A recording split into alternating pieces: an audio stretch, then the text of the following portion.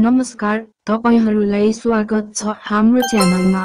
आजको भिडियोमा हामी नेपालबाट इजरायलमा काम गर्न जान चाहने व्यक्तिहरुका लागि भिसा आवेदन गर्ने प्रक्रिया, आवश्यक कागजात, योग्यता र सम्पूर्ण जानकारी दिनेछौं। भिडियो अन्तिमसम्म हेर्नुहोस् र च्यानललाई सब्स्क्राइब गर्न नबिर्सनुहोस्।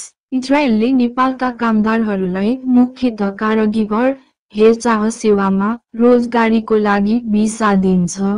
यो सरकार टु सरकार G2G कार्यक्रम अन्तर्गत गरिन्छ, जसमा कुनै पनि म्यान पावर एजेन्टको आवश्यकता हुँदैन। उमेर 25 देखि 45 वर्ष। शारीरिक मापदण्ड: उचाइ कम्तीमा 1.5 मिटर, तौल कम्तीमा 45 केजी।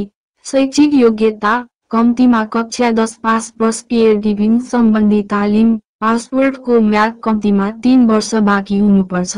पहिले इजरायलमा काम नगरेको हुनुपर्छ।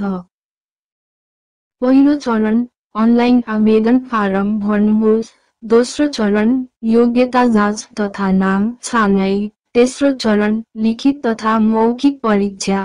चौथो चरण अन्तिम छनौट तथा भिसा प्रक्रिया। पाँचौं चरण भिसा प्राप्त भएपछि टिकट तथा यात्रा तयारी। आवेदन दिन: फरेन इम्प्लोइमेन्ट डिपार्टमेन्ट DOF को वेबसाइटमा जानुहोस्।